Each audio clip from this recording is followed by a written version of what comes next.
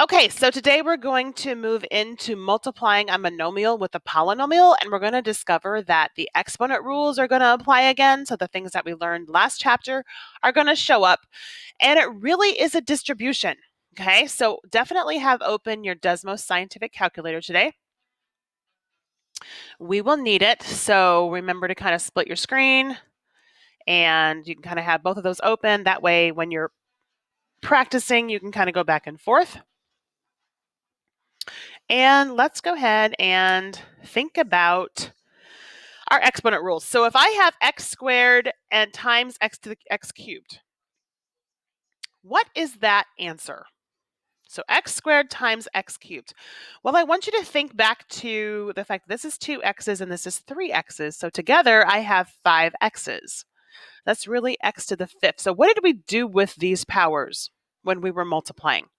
Yeah, we added. So 2 plus 3 is going to give me 5. So we're going to add the powers.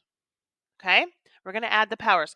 So this works the same way. We're really doing multiple monomial multiplications.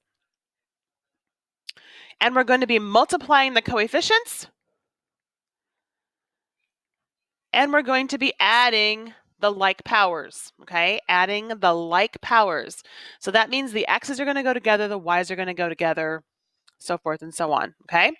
So let's go ahead and start with this first one. So we have the 3x times the 2x. This is multiplication. So 3 times 2 is going to give me 6.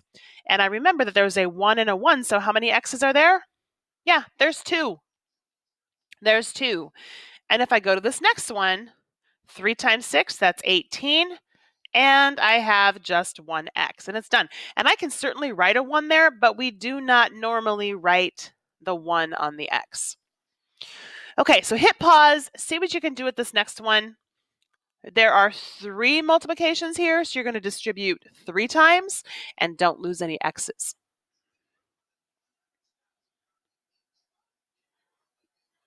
All right, let's see how you did. So negative 3 times 2 is going to be a negative 6. Remember, this is a 1. So 1 and 2 is going to give me a 3. So that first term is negative 6x cubed. Okay, the second set, we're going from negative 3 to negative 5. And remember, a negative 3 times negative 5, negative times a negative is a positive. So that's a positive 15, and 1 is 2. 1 and 1 is 2. And I have my last multiplication.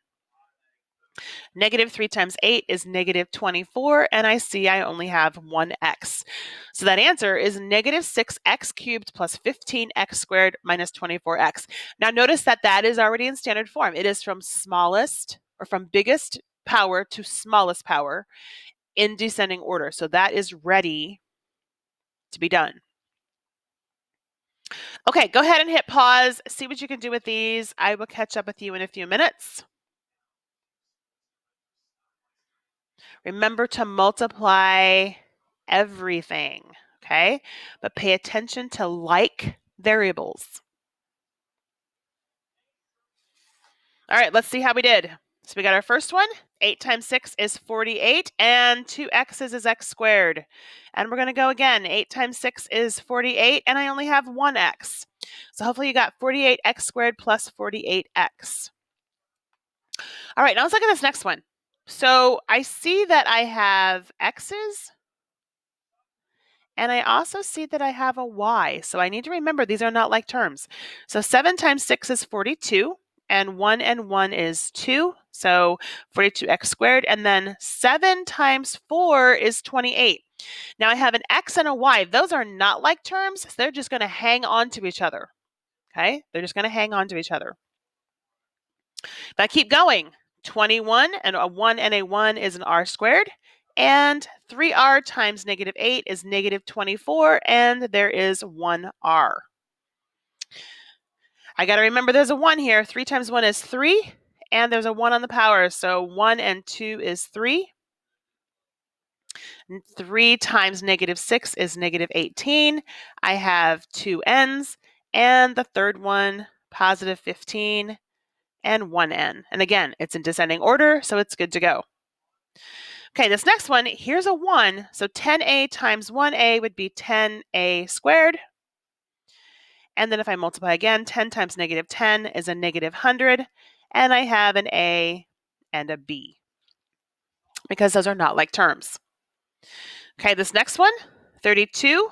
And there's a 2 and a 2, so that would give me an R4. An R4.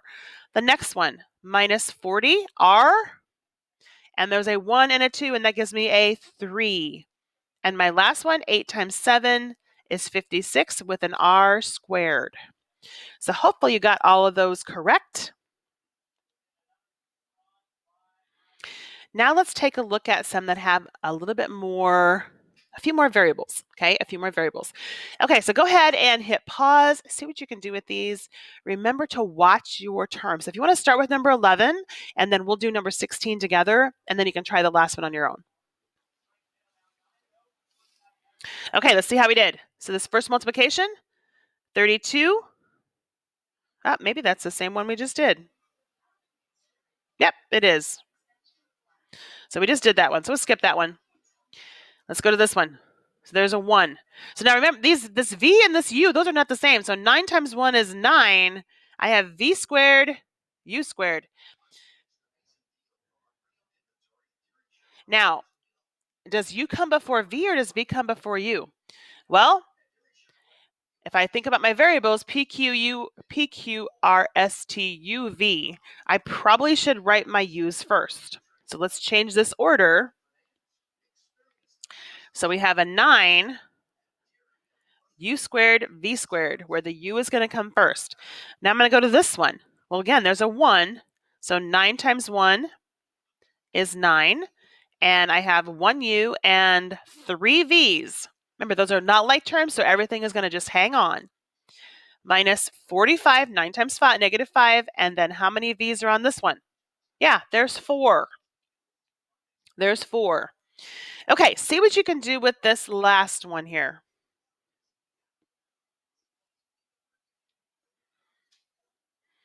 All right, let's see how you did. So 3 times 7 is 21, and I just have x's. So 2 and 2 is 4, and the other ones are just hanging on. Let's go to the next one. 3 times 2 is positive 6. There's no more x's, so that stays the same. The y is 2 and 1 is 3, and the z stays the same. Now I'm going to go to the z.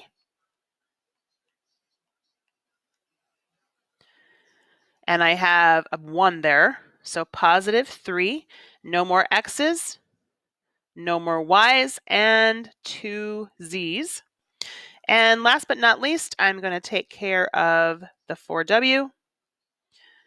So 3 times 4 is 12, no x's, no y's, no z's, and I need a w.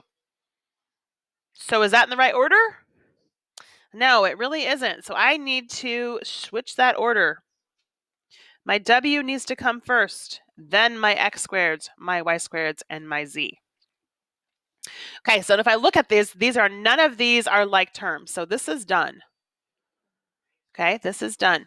Now you're going to have ones where we actually have multiple variables. So if you see something like 2xy times 3x squared y plus 4xy, you're still going to do the same thing, but we're going to combine both variables. So 2 times 3 is 6, and then 1 and 2, that's a 3, and a 1 and a 1 is a 2. And if I multiply again, 2 times 4 is 8, and I have 2 x's and 2 y's. So remember, it's going to be like variables, okay, applying that exponent rule. All right, let's see what you can do with homework today. Reach out to us if you're struggling.